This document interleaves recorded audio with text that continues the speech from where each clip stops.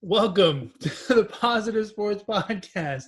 I'll be your host this afternoon, Ed Montana. Alongside me today, my dancing brother, Alex. Alex, how you doing, buddy? Just call me the dancing bear. Yeah, you look like a dancing bear. What's up, man? What's going on? I have to stretch a little bit, after a 4-day weekend of doing nothing and a whole lot of eating. You got to stretch before you do a podcast. You don't want to pull a muscle. I understand. You got any good Turkey Day stories? Well, I fried a turkey for the first time. Yeah, it was cool because it got cooked in 45 minutes. So it's fucking like that instantly. So, and it's good. It tastes a whole lot better than, to me, I enjoyed the taste of a fried turkey. It's not as dry as it would be baked, right, in the oven. Yeah, I'm not a big turkey person. I'm more into the sides, right? The stuffing, the sweet potatoes, the desserts and stuff. So anything that makes the turkey taste better, I'm all about that. I've never had a fried turkey, actually, believe it or not. Well, the hype was real because everybody has told me, oh, you should fry a turkey and this and that. And so the night before, I went scrambling for a deep fryer, and 8 stores later, I found one at the first store that I looked at. So yeah. It was meant to be for me to fry a turkey this year in 2020. So, and I'm a last minute guy, and so I waited to the very last minute. So how big of a turkey was it? It was a 12.5 pound turkey. Okay, that's good. That's not huge, right? No. I mean, that's a normal. So turkey. it was just us 4, and I feel like we had just enough leftovers. Like I went and took some to mom and dad, to Uncle Carlos. I wasn't going to drive to where you were at because you were far. And That's so, right. and we had like just the right amount of leftovers for us 4, like enough for 2 days. Cause we don't have any more turkey. So it was perfect. I noticed. I figured you didn't have any more turkey because I didn't get an invite. Well, you weren't even in the same freaking zip code as I was, so. No, I was not. I was in the beautiful city of Kerrville. When we say like right outside of, when we say we're in Katy, right outside of Houston, we're like 20 minutes away from Houston, right? Actually, we're probably like 10 minutes away if you drive. We're at the outskirts of Houston by the city line or whatever it's called, right? Right. But if you're talking about Kerrville is just outside of everywhere and nowhere. I mean, it's ridiculous. It's out in the middle of nowhere. It's an hour past San Antonio going west. And, I mean, there's nothing out there. It's no man's land to me. But it's a relaxing few days out there in the middle of nowhere. No cell, no, not real good cell service, so you can't really make phone calls. It's kind of quiet, boring. Yeah, see, that's too far from the city for me. Like, I need some self-reception to be able to stay sane. Yeah, it's like going into a time travel machine and going back like 30 years. It's awful. Now, don't get me wrong. I would love to live like out in the farm somewhere. You know what I mean? Have like an acre or 2. I think that would be awesome. But I always think about, if I want to go to like the bar, or if I want to go, if I want to go out somewhere, right? Like, I don't want to worry about, well, I can only have a couple of beers because I got a fucking 45-mile drive home. Yes. The groceries I get, right? You stack up on them, you go to Costco or something, Sam, you stack up. I'm cool with that. But like, as far as like having fun and going out and, like going and see some friends or family. Like, I don't want to have to drive that far, you know. But that's just me. Yeah, it is. It's crazy. It's absolutely crazy. So Yeah. from where my mother-in-law lives, everything it's at least an hour-long trip, if not more. So if you're going to the corner store, it's a half hour there and a half hour back, right? Yeah. So if you're going to pick up a pack of cigarettes, not that I smoke or anyone else smokes, but if I was going just to pick up a pack of cigarettes, it's an hour drive. It's a half hour to Jeez. the corners. It's a half hour to the corner store. That's a long way to the corner. So a pack of cigarettes will run you around what, $6, $7, $8? You're gonna waste more in gas than you did on those pack of cigarettes. Yeah, which explains why people out there are smoking by the carton. Yeah. Now, I will say this. My brother-in-law, my son, and myself went out, and we almost always do this when we get together. I don't see my brother-in-law very often. I see him, 2 or 3 times a year, and almost every time I see him, we do this. We went out and got sushi. We spent $150 on sushi. They actually have a good sushi place out there.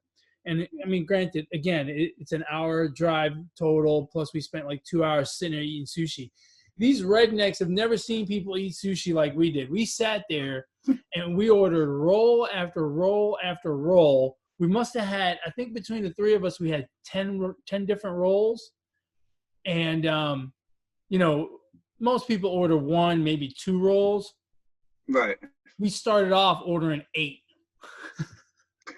between the three of us. And he's like, well, who's having what? And like, just put it all in the middle. This is buffet style here between the three of us.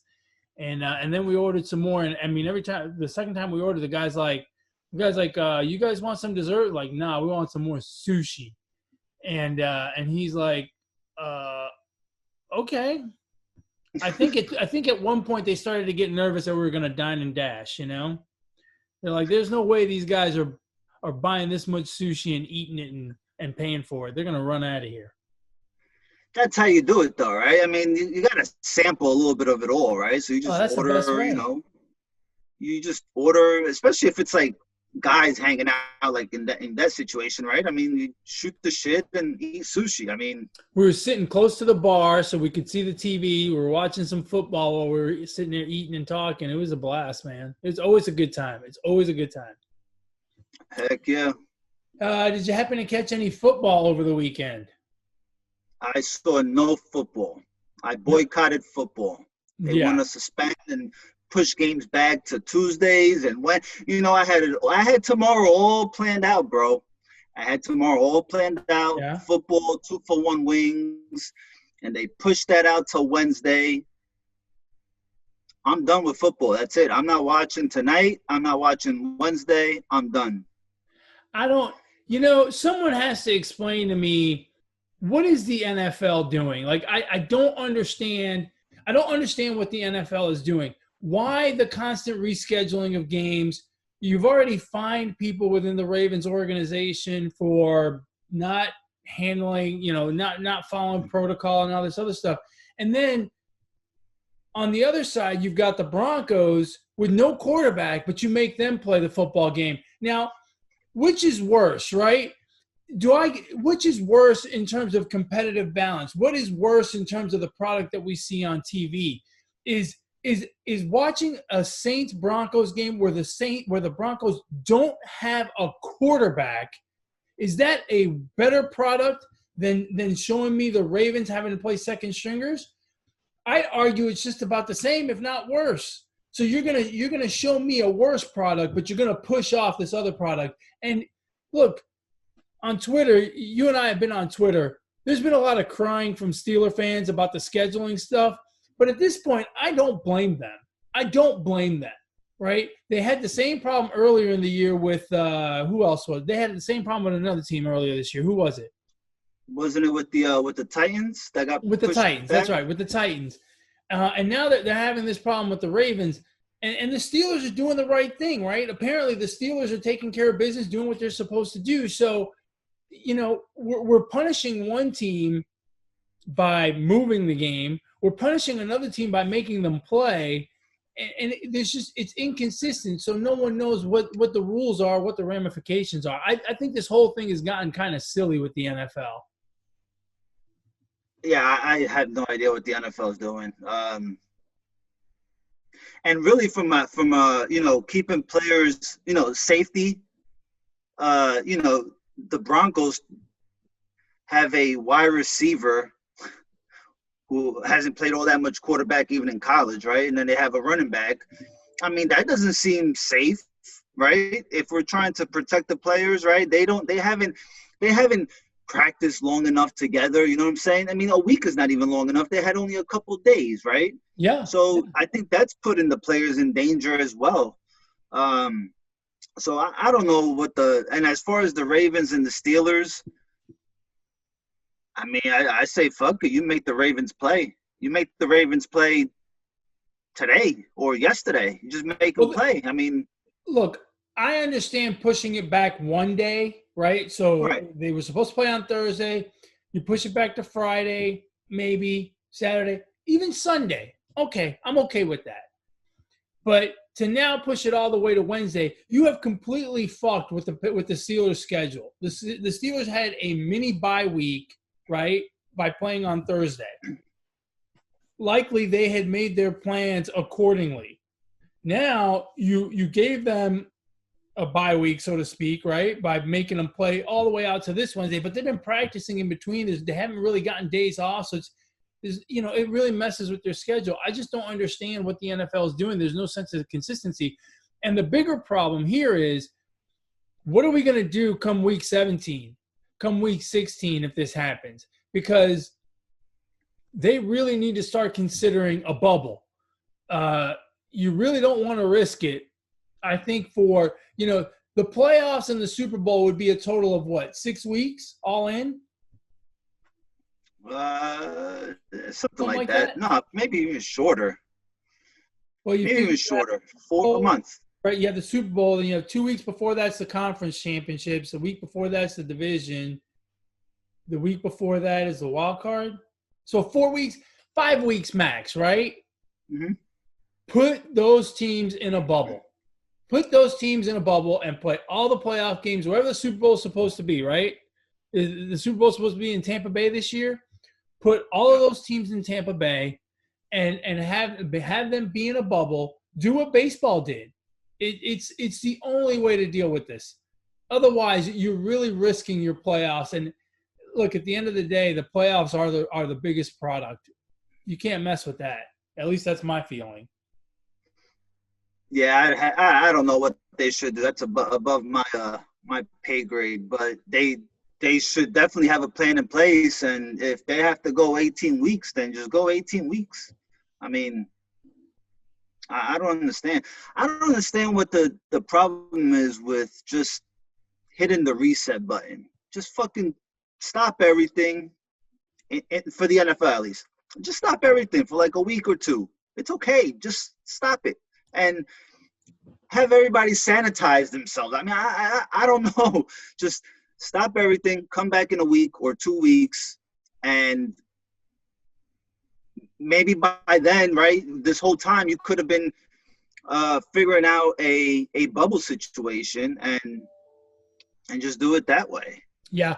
And less traveling, right? Of all the sports, the NFL could do a 1 week, a league-wide bye week, right? That would be the best way. Yeah. You have everyone plays like on Monday night, like next, not this week because this week is all screwed up because of the Steelers, but next week, right? You play on Monday and then you shut everyone down for a week, right? You give everyone a bye week the next week and then resume and take that week, put it on the end of the season, and then you start up again the following Thursday. That's 10 days. That's basically 2 weeks.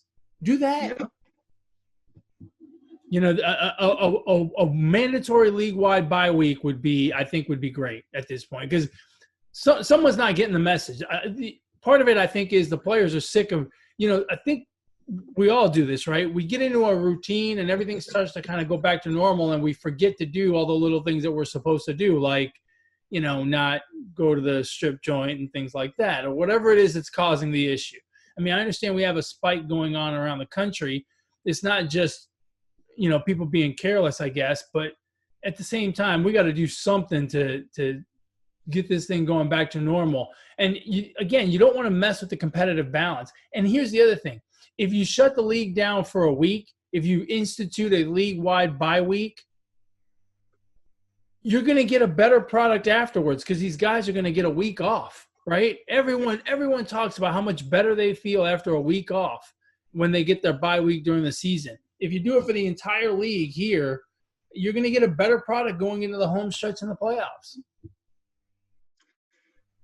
The thing, before we start talking about the games from yesterday, the thing that gets me, and this was, someone tweeted it out, and I can't remember who tweeted it, otherwise I would give them their props on Twitter, but it was just, some random Joe, right? But he was like, his tweet was something along the lines of, it's amazing how these players recover in one day, right?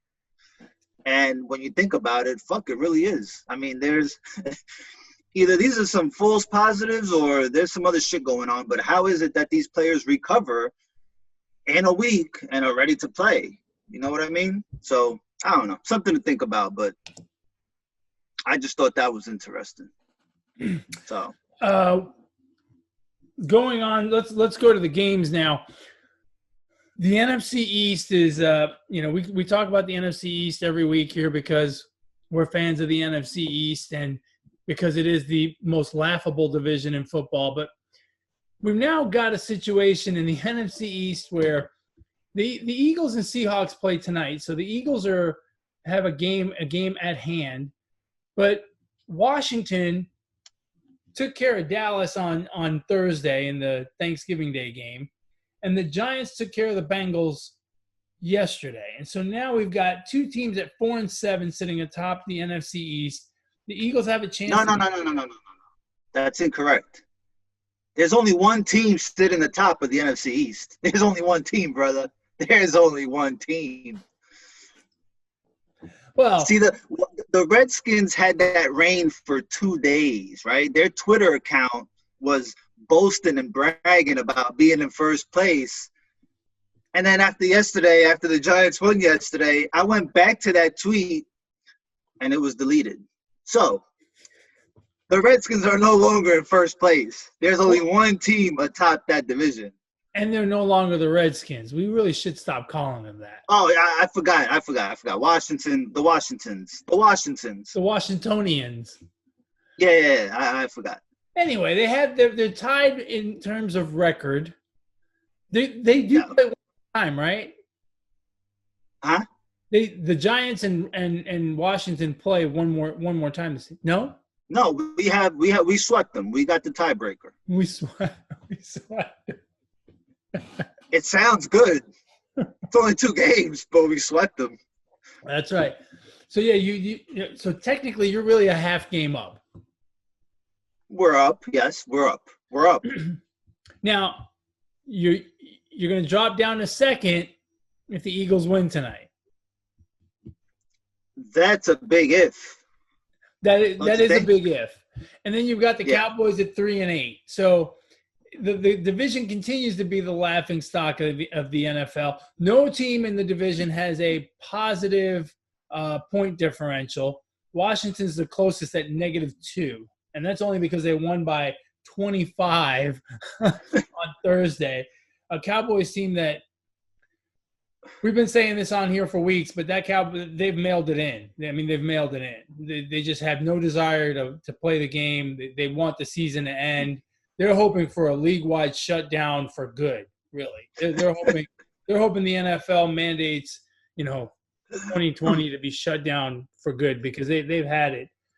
I don't know how Washington's doing it because Washington is still not a good football team any way you slice it.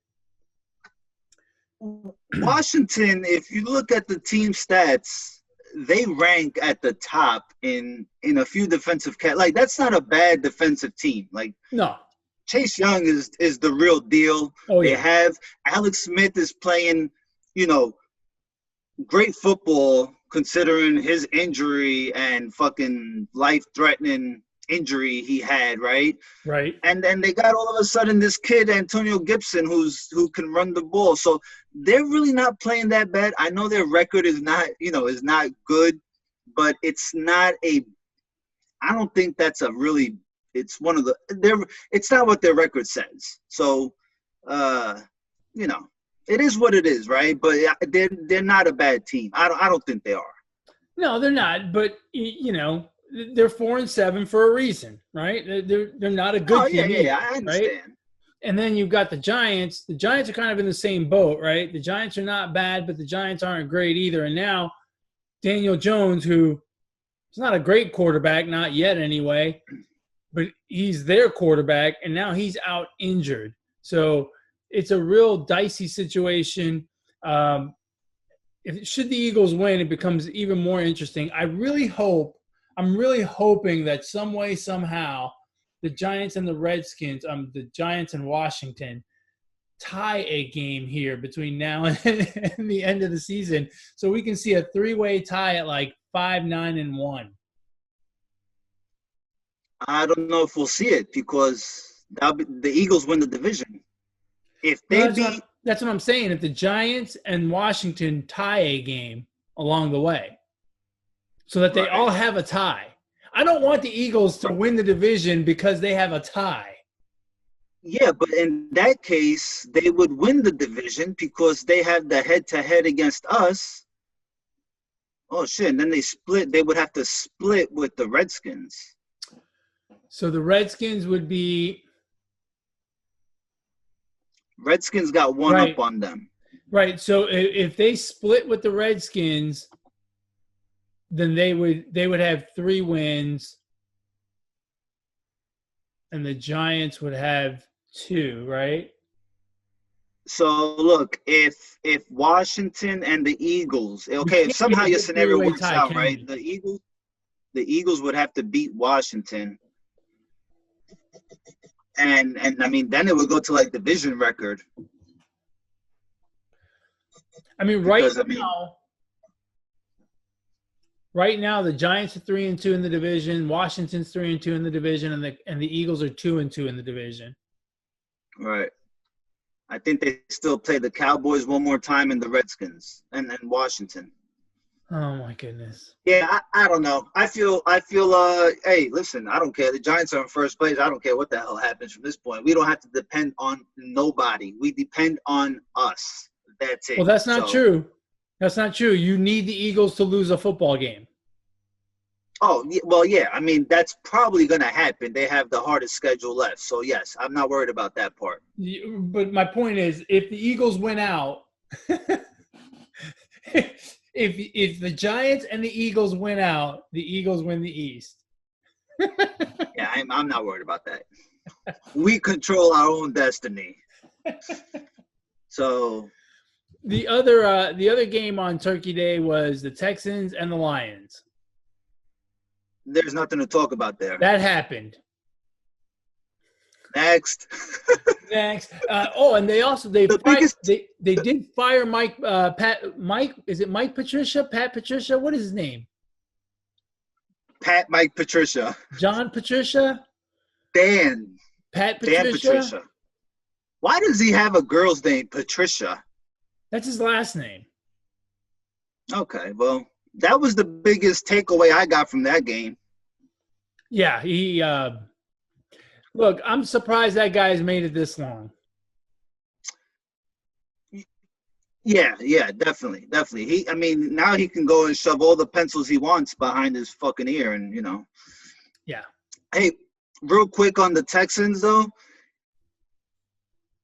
If I was Deshaun Watson, I would get the hell out of Houston, man. I would get out of there because guess what? That team is cursed. Bill O'Brien left a bad spell on that team. Will Fuller got suspended today for PEDs. Yeah. Deshaun Watson is playing with absolutely nothing around him and putting up – I mean, if Russell Wilson if Pat Mahomes and Aaron Rodgers weren't around, like he'd be in the conversation with Russell Wilson. Like he's putting up some crazy numbers. he really needs to get out of there. I know he just signed a contract, Well, but it depends on. they're a long ways from winning. Yeah, it feels that way, but it also depends on who the next coach is, right? Remember, this is a team that went to the playoffs last year. They're not a bad football team. Look, if they were in the NFC East, they'd be winning the division by a mile, right?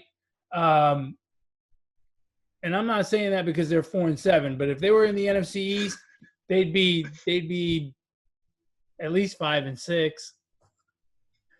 Yeah, I mean that's not a good team, bro. It depends. It depends on.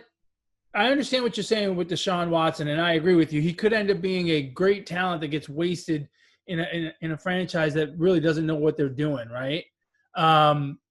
But let's see who the next coach is. That's all I got to say about him. It won't matter. They got I don't think it'll matter, unfortunately, but we'll see. All right, well, let's move on to Sunday. Let's go straight to the best game of the day, man.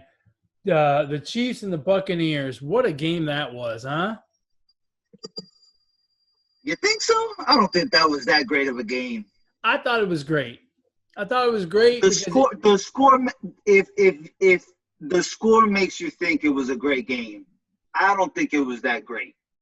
No, I thought it was. I thought it was a great game because you saw some incredible performances by Patrick Mahomes and Tyreek Hill specifically, but then also the Buccaneers came back, and the Buccaneers had the kind of game where I don't think they played their best, but they still, even at 17-0 down, right? Even when they were down 17-0, you still got the feeling that they could come back, and they did. They came back, they made it close, and almost pulled it off a bit. The Buccaneers are going through a rough stretch here.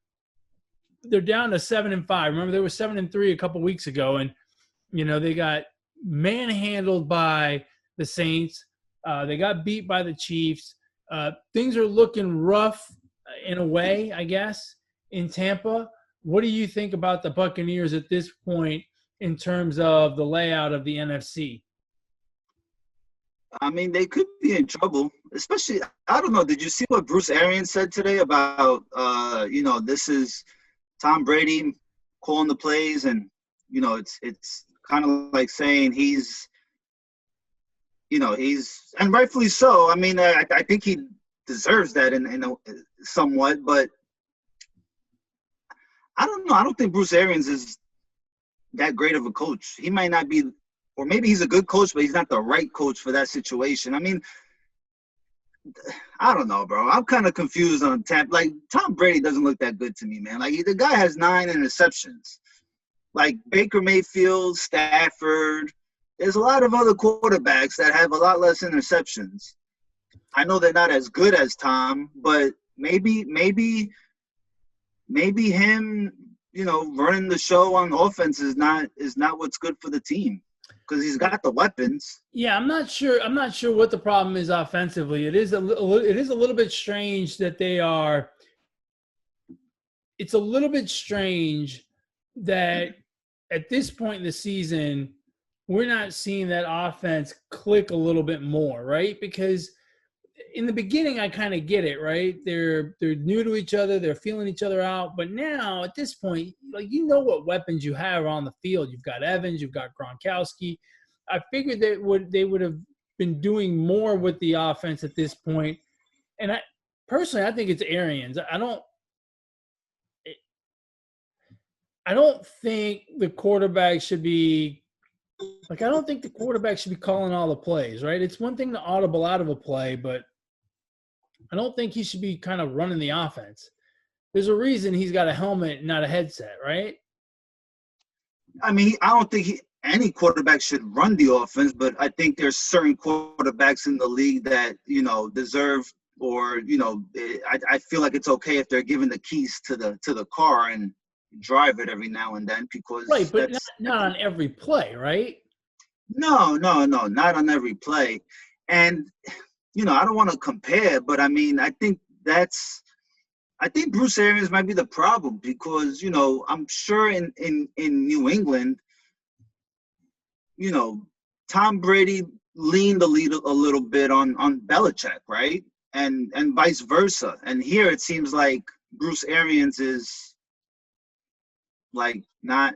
I don't know if he has a say almost in the offense. And then they got Brian Leftwich as the offensive coordinator. So what? And he's been there a while, right? He's been together with Bruce Arians, I think, all the way back to Arizona days. Mm-hmm. So I don't know. There's something not. Something's not working. Someone's there. not on the same team. Something's not working there. What is working is on the Chiefs' offense. I say this every week, like I have no doubt that Patrick Mahomes is a great quarterback. But my goodness, man, that's just a ridiculous amount of weapons. Everywhere on the field, there's speed, there's talent, Kelsey, Hill, the running backs. I mean, it's too much.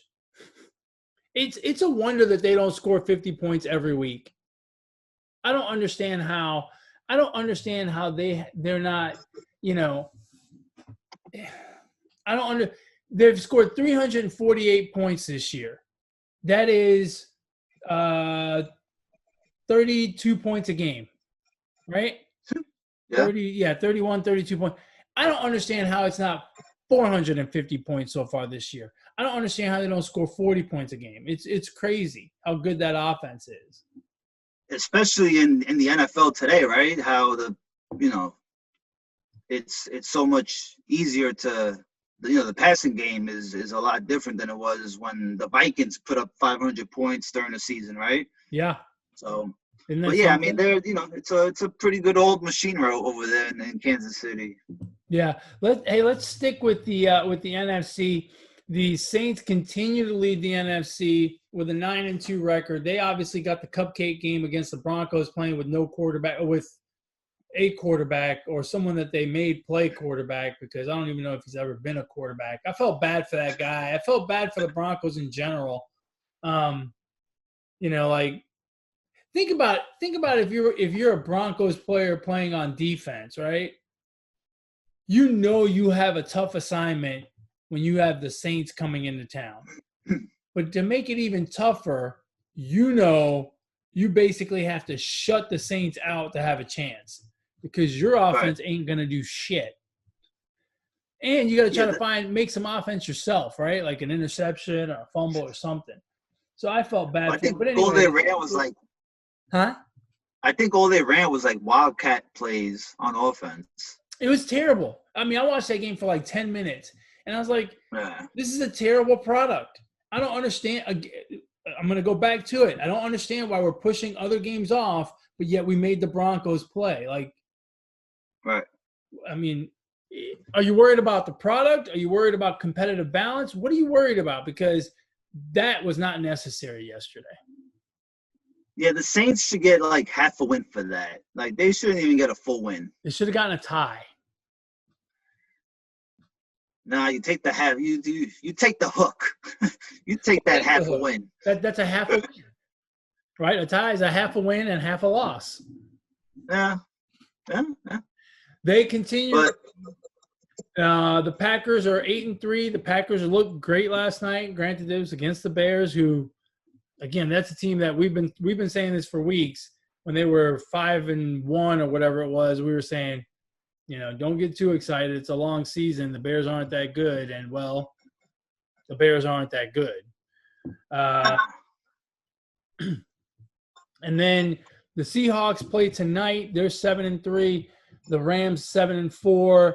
The Cardinals 6-5. The Buccaneers 7-5. And then you've got the Vikings at 5-6. So right now you've got the Vikings on the outside looking in, but only a game out. I've been saying this for weeks. The Vikings are going to make the playoffs. I still don't trust the Rams. And yesterday proved why I don't trust the Rams, right? A game against depleted 49ers team at home, and they couldn't win it. They ended up losing on the last play of the game, 23-20. Again, the Rams offense is the biggest mystery to me. Where is the Rams offense? I don't know. Because sometimes Goff looks good, and sometimes Goff looks horrific. I mean, he is just terrible at times. Yeah, I actually, I'm not losing faith in the Rams. I think, again, I always go back to those division games. They can go either way. So I don't think the Rams are. I don't think they're a fluke. Now the Cardinals, on the other hand, they might get caught from behind because Kyler Murray's might be hurt. I don't think he's 100% healthy. Who did they play So this weekend? they play the Patriots. The Patriots beat them. That's right. But that was a tough game because they got to go across country and play the early Sunday game.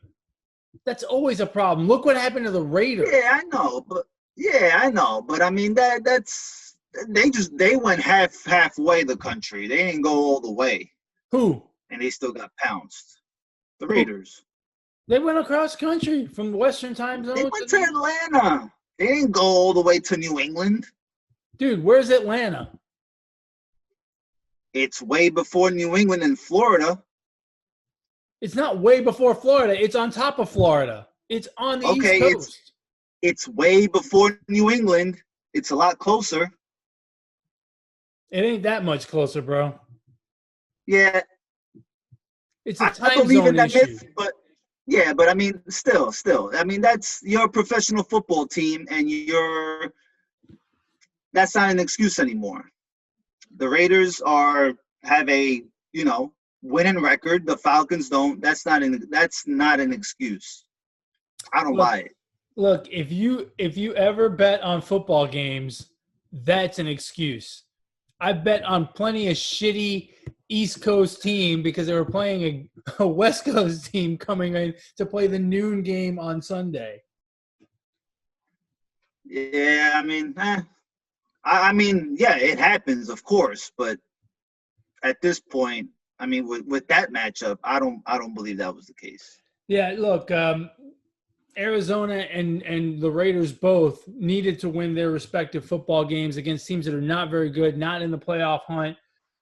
You've got a Patriots team that's sitting at 5-6, likely not going to make the playoffs, and you're the Cardinals. You have playoff aspirations, heck, division aspirations. You got to win that football game, and Cam Newton looks terrible, so they just didn't do enough against a team that really wasn't playing all that well either.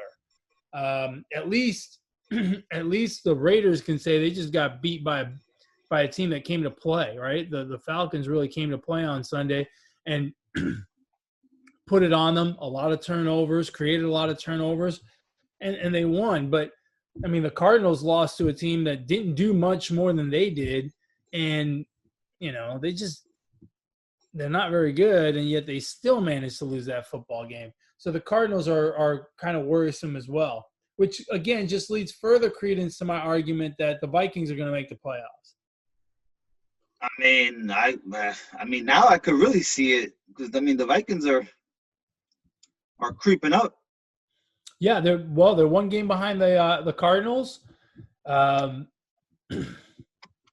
2 games behind the Rams and Seahawks, right? Because only one of them will win the division. The other one will be in the wild card chase. So it should be quite interesting. And the Vikings have the more favorable schedule. The Cardinals still have the Rams at Giants, Eagles, Niners at Rams. Yeah. So they could lose at least 2 more. I mean, the 49ers already. I'm sorry, you saying? I said the 49ers already beat them once, so, I mean, they could lose to them again. Yeah. The Niners are 5-6. Now, the bad thing for the Niners is Santa Clara County said no contact sports, so they're having to pick up everything and move. Apparently, they're moving to Arizona for 3 weeks. Sounds like a fun road trip. Yeah, they're picking up and moving their entire football operations down to Arizona. Isn't that something? Well, who cares? Because, I mean, it's just the 49ers. They're not making the playoffs anyway.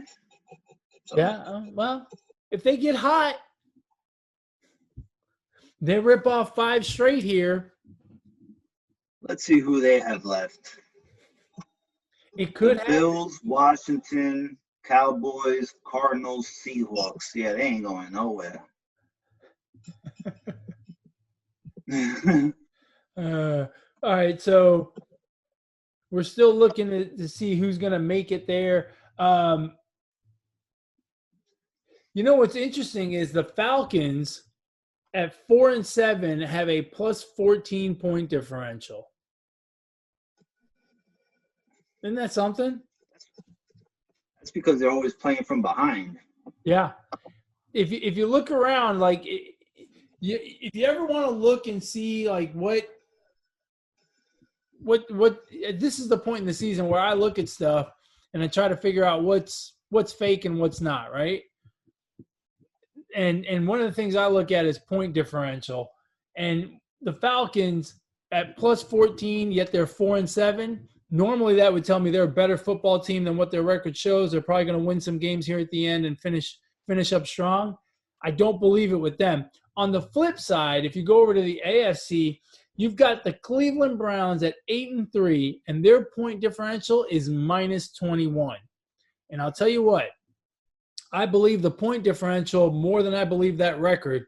I think the Browns are set to fall at any moment and come down to earth and not make the playoffs. I think they're going to fall out of one of those playoff spots. And I thought a team like the Raiders would be there to take that spot, but after yesterday, I wonder. Nah, I don't think they're falling out. I think. I mean, I haven't seen their schedule. I'm about to see it here in a minute, but I would guess that they have at least 2 more wins in them. And the teams behind them, the Dolphins, don't scare me. Now that Tua didn't play yesterday, I think the Colts coming off, tough division loss to the Titans. Baltimore is not going anywhere. Raiders. I mean, I wish they would get into the playoffs because I like that team. But now Josh Jacobs, I think, is hurt also. So that's going to hurt them. I don't know, bro. I think the Browns are going to comfortably make the playoffs. Let's look at their schedule. I think the Browns fall out. They're in the division with the Steelers and the Ravens. I think the Ravens will pass them. Well, but the Ravens have a bunch of injuries.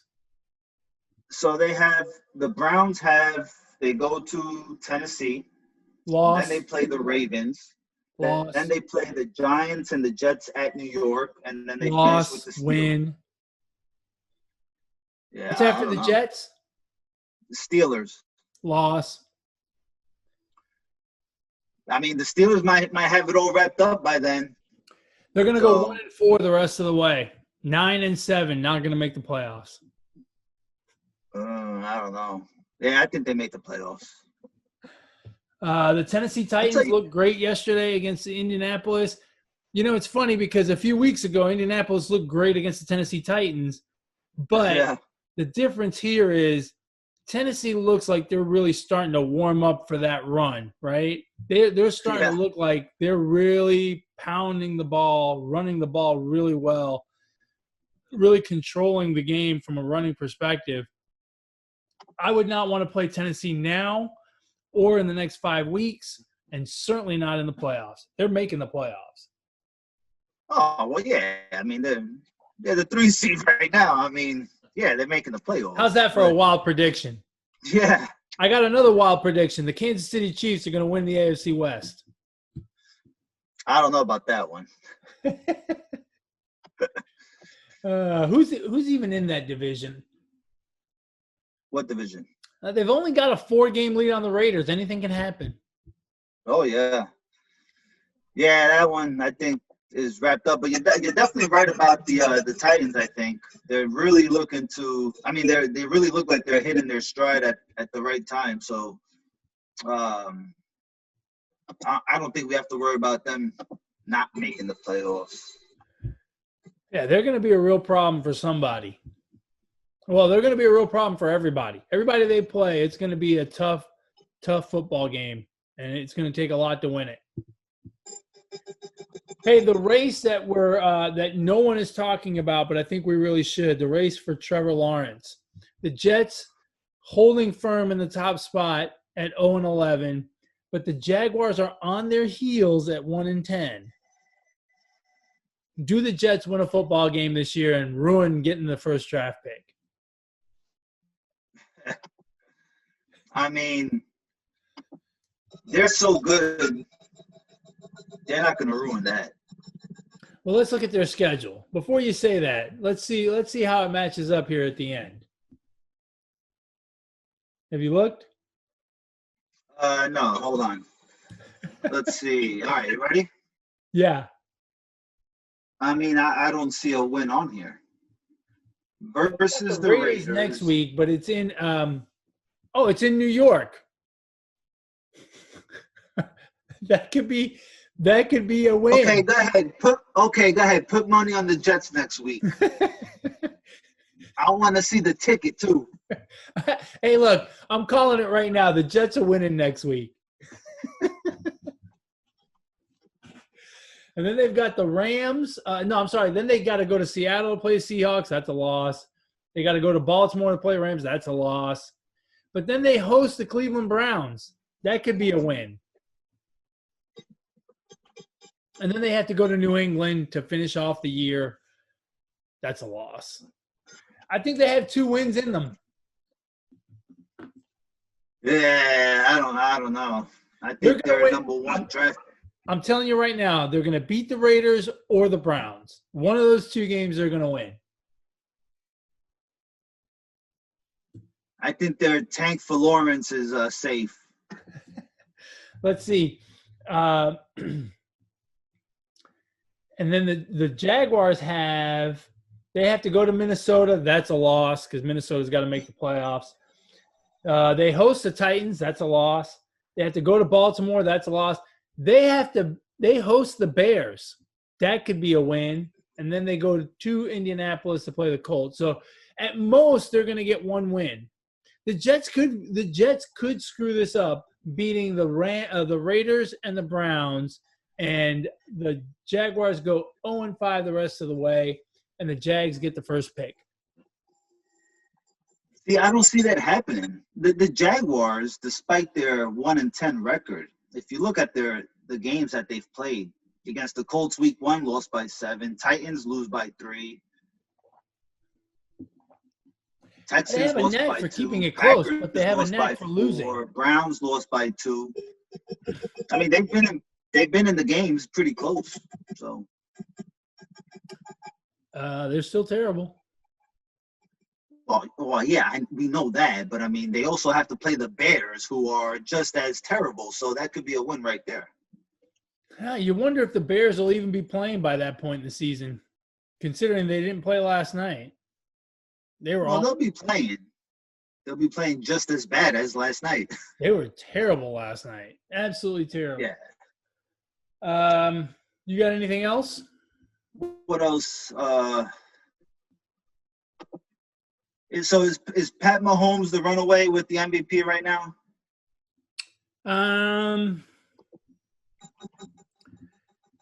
Yeah, I can't. I mean, because you got Aaron Rodgers, you got Russell Wilson, and I think Big Ben should be in there also, in the conversation somewhere. Josh Allen. I don't know what other quarterback. Now you're reaching. Not every quarterback having a decent season should be in the conversation. It's MVP. Josh Allen's having a pretty good season, though. He's having a decent season. He's having a good season. He's not having a great season. Well, compared to Pat Mahomes and Russell Wilson and Aaron Rodgers, probably not that type of season. Right. But he's still having a good season. Then he's not in the conversation, right? Okay, do you want me to tell you who the top 5 passing yardage quarterbacks are? Sure. Pat Mahomes, Tom Brady, Deshaun Watson, Matt Ryan, Aaron Rodgers. Russell Wilson is nowhere near there. Where is he? Number 9. He doesn't even have 3,000 yards passing. He hasn't played tonight. Hold on. Let him play tonight. All right, so we'll talk about it next week then. He'll catch up tonight. Because look, I mean, what are we basing it off? See, because here's the thing. When it comes down to NFL MVP, it's obviously going to be a quarterback, right? Right. So I think at that point, there's two things to take into account: team results and stats. That's all that there is to account for this specific award for this position. Yeah. So we take team results, and then you start comparing the stats, because that's really all it comes down to at the end. It's the guy with the most passing yards and the most touchdowns and the QBR and the least interceptions. And if we do that, then Josh Allen is probably top 5, is what I'm saying.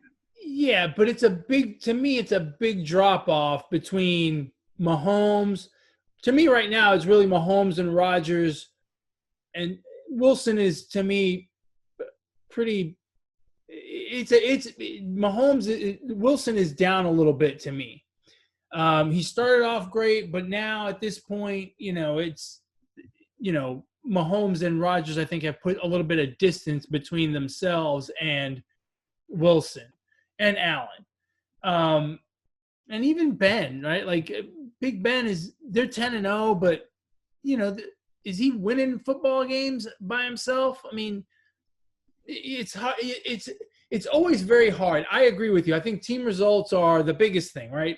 I think you're right. It's always going to be a quarterback, and you always look at team results. So if I look at team results and I take the top 5-6 teams in the NFL, I look at their quarterbacks, because that's how the MVP is going to end up shaking out, right? And so if I look at the top 5 or 6 teams in the NFL and I look at their quarterbacks, well, I've got Mahomes for sure, right? Big Ben, but Big Ben, the running game has been more of the solution in Pittsburgh. The defense has been fantastic. So Big Ben hasn't had crazy numbers.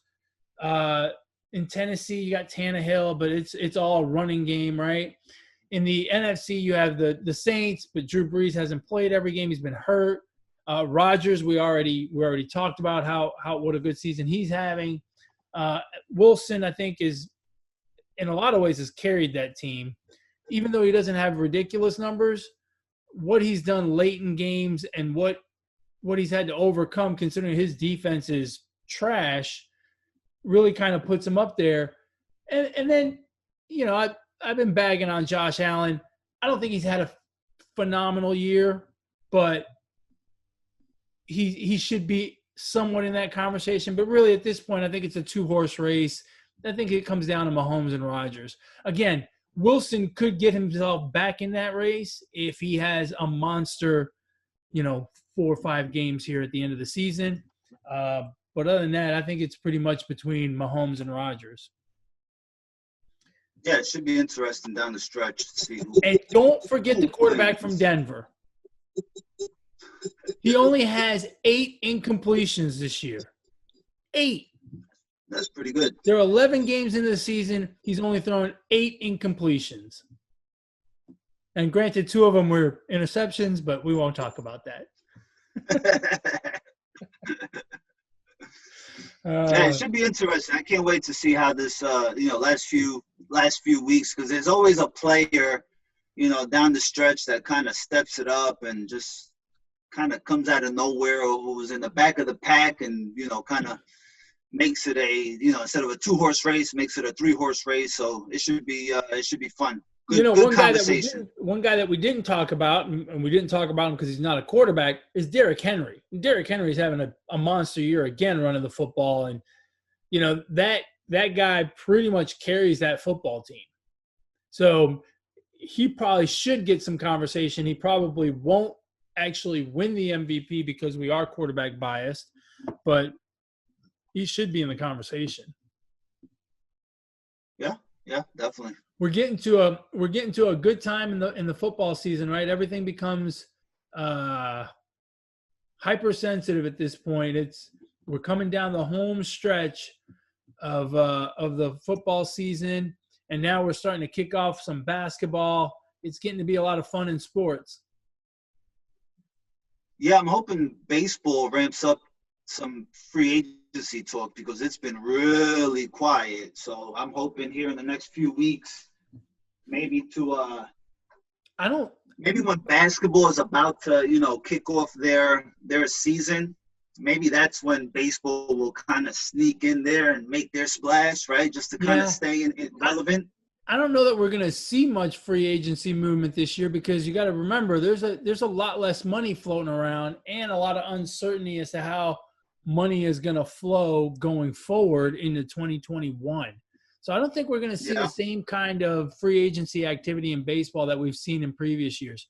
Hey, speaking of baseball, did you see the trophy for the Korean Baseball Organization World Series champions, the NC Dinos?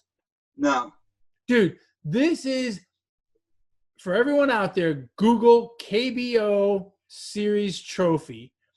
This is the best trophy ever. It's a sword. And it's not like a little 2-foot sword. It's like a 5-foot sword. It is massive. It's not something you carry around in a sheath on your belt. You know what I'm saying? I'm looking at it right now. I don't like it.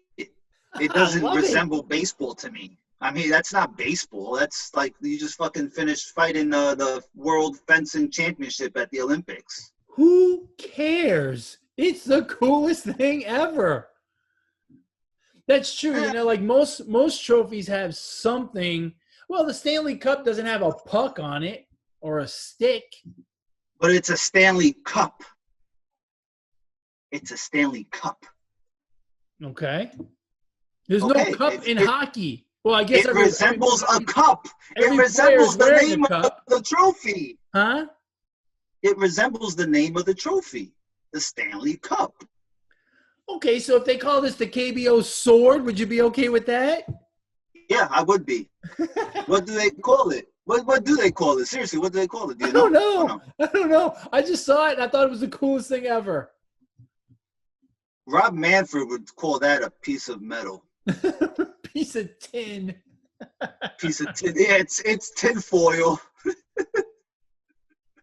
Yeah, by far the neatest, the most unique trophy I've ever seen. I mean, I think that resembles violence. It's not cool. Oh, please. Come on. Yeah, I don't like it. No, I don't like it. Not for a baseball trophy, especially baseball. No way. What? It's only good for what? Fencing? Apparently for KBO. It's very Korean-like. It would be a great fencing trophy. Like if you win the World Fencing Championships, you should get a massive sword. Exactly. I agree with that. I agree with that too. But fencing didn't do it. The KBO did. I love the KBO. Huh. I wonder how much that thing weighs. It looked pretty heavy. It looks heavy, I know. You know how in soccer when they win, they kind of all get down and then they all they hold the trophy up. Imagine if he drops it. Whoa. Right? There goes a toe. Or a finger. Or a head. Or your dick. I bet no one stands in front of that guy. Jeez. All right, man. You got anything else? Let's wrap this puppy up.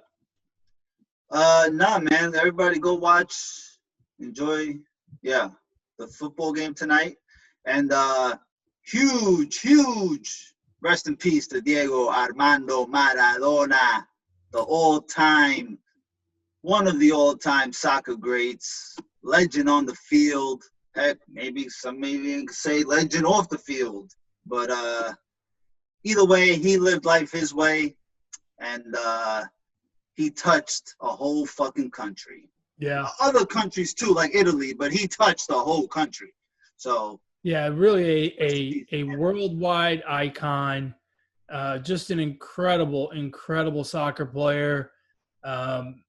It's always hard to compare across eras because if that guy played today in today's rules, every game would end up 11-on-5 because the beating he took game after game would get the other team, they would get players sent off left and right. Just an absolute incredible talent. To me, easily, him and Pele, the two best soccer players ever, ever. And there's no argument. The only argument is which one of those two was better, and I don't think you can ever really say which one was better. They played in two different eras, and just an incredible, incredible, incredible talent. I've done this before he passed away. I've done it on a few occasions here and there where I've gone down the YouTube rabbit hole and watched videos of him. And obviously I did it again last week when I found out that he passed. If you want to entertain yourself, go down the YouTube rabbit hole and just pull up Maradona videos of him. I mean, just all sorts of videos.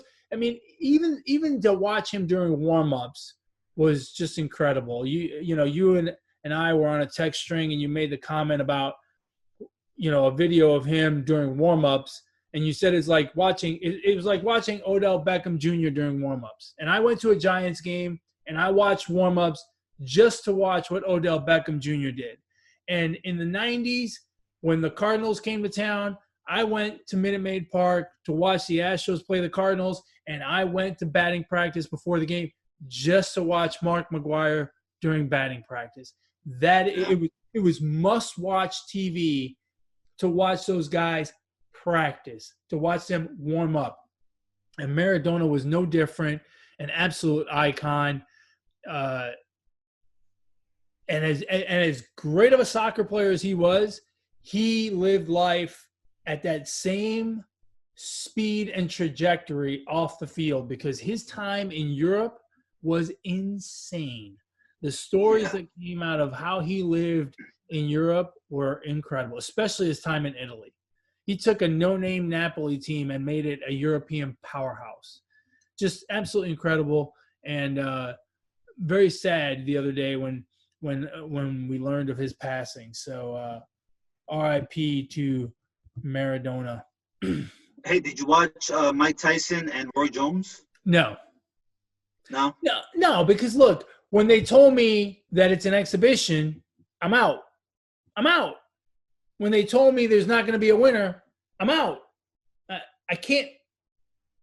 Look, I don't go down to the local gym and watch a couple old guys spar, right?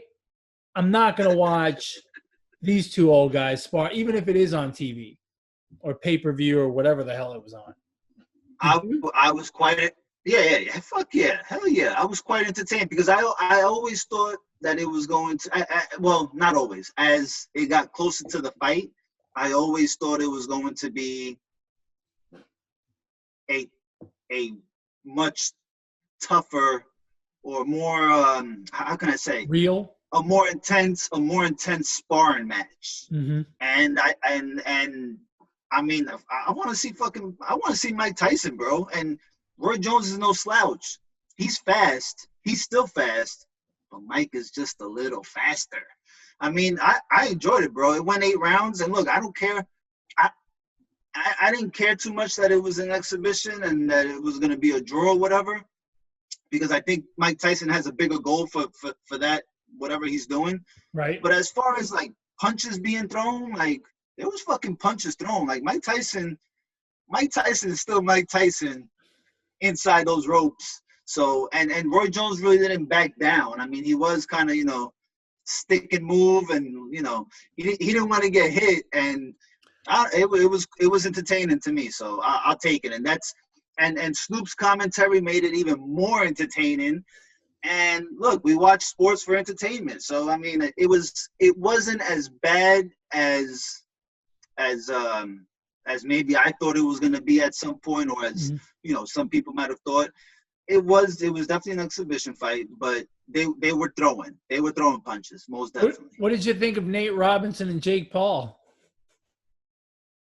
I thought that was hilarious. I mean, go back to my tweets at Brooklyn Gaucho 1. I got a picture there of Manny Pacquiao and Nate Robinson, and it was the same exact how it started, how it finished. I mean, both of them laying down flat on their face. Poor Nate Robinson. He stood no chance, bro. He stood no chance. Everyone, poo-poos Jake Paul about being a YouTube star. That guy's a legit athlete. Yeah. I mean, he's an athlete. Both He's of them, not, right? Aren't both of them? His huh? brother too? His Yeah, brother his too, brother no? too, Jake, right? Jake and Logan. Is it Logan Paul? Yeah, I don't know. I don't know who's who, but yeah. Yeah, I don't know who's who. I don't know which one's the more famous one of the two, but they're athletes. They've actually competed, and they're not just a couple of fat guys, running around YouTube. They know what they're doing. Yeah. Nate Robinson stood no chance. Now, Nate Robinson's an athlete too, and not just a basketball player. I mean, he's been in some fights before this, just not quite like this. No, definitely not. Definitely not. But it was good. It was cool, whatever. Yeah. Well, good. Well, you mentioned your Twitter handle, so refresh everyone. Where can they get a hold of you? On Twitter at Brooklyn Gaucho 1. And if you want to get a hold of me, you can do so on Twitter as well at eMontana21. You can also email the show, positivesports10@gmail.com, positivesports10@gmail.com. As always, we appreciate your questions and comments.